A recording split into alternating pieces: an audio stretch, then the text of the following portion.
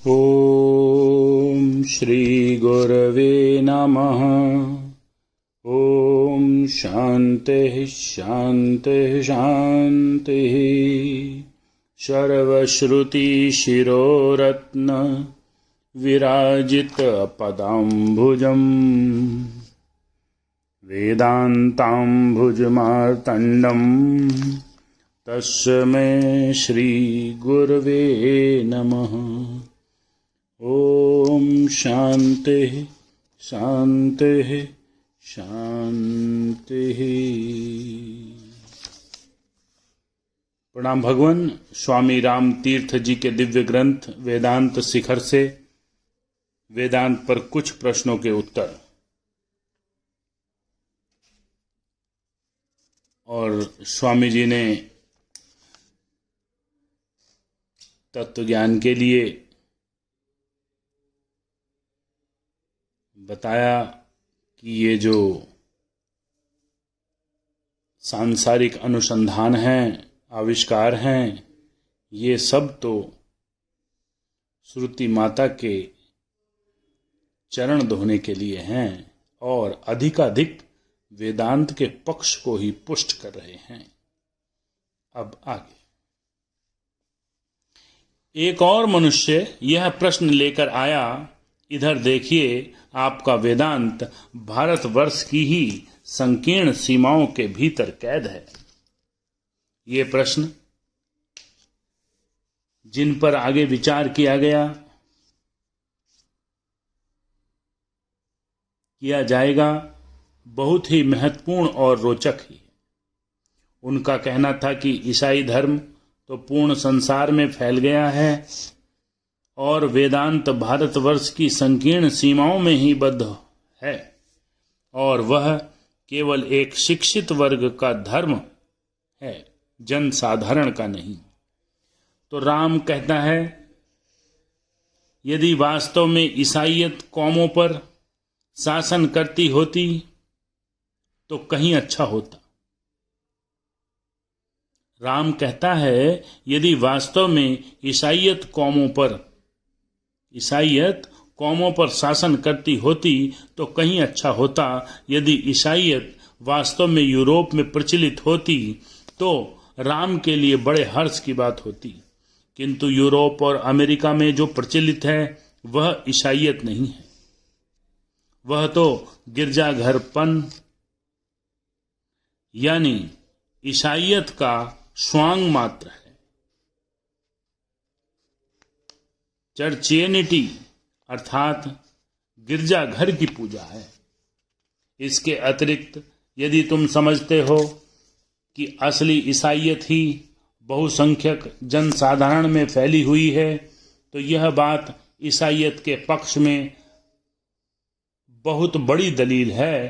तो भाई ऐसे भ्रम में मत पड़ो। शैतान के धर्म को मानने वाले ईसाई धर्म के अनुयायियों से भी कहीं अधिक हैं।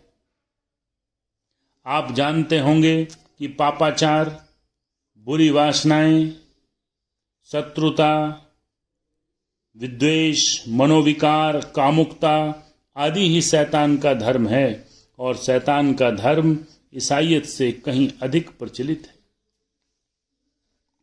लंदन के पार्लियामेंट भवन में एक बार एक मनुष्य जो बड़ा प्रसिद्ध वक्ता था बीच में ही उखाड़ दिया गया। उसे लोगों ने आगे न बोलने दिया।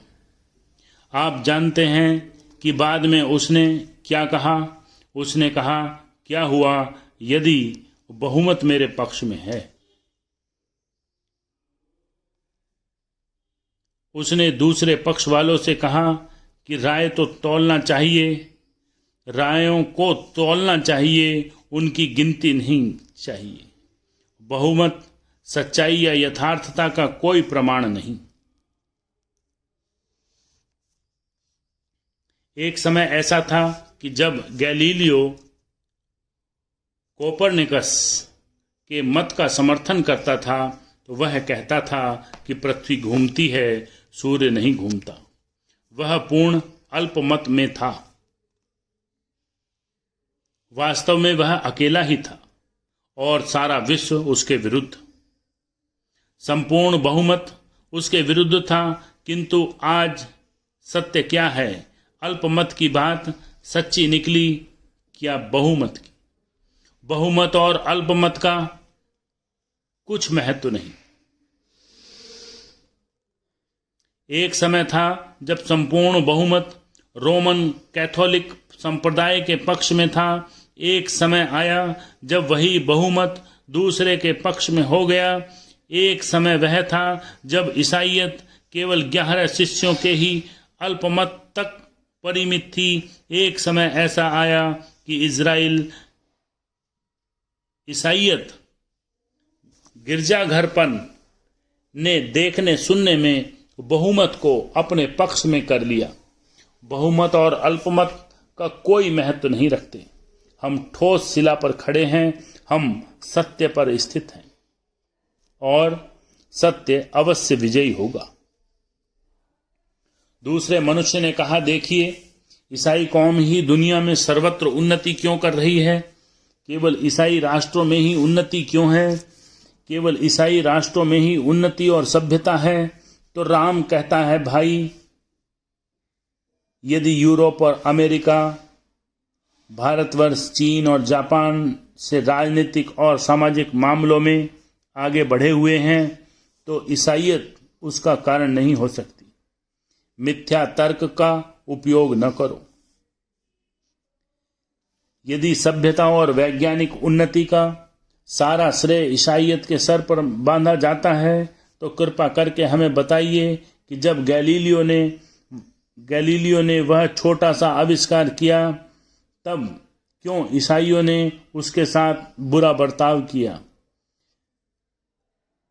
ब्रूनो जलाया गया था। किसने उसे जलाया था? ईसाईयत ने ही हक्सले और शोपेशर और डार्विन का घोर विरोध किया। उन्हें अपने आविष्कारों, उन्नति तथा स्वाधीनता के भावों के प्रतिपादन में ईसाईयत द्वारा कभी कोई प्रोत्साहन नहीं मिला।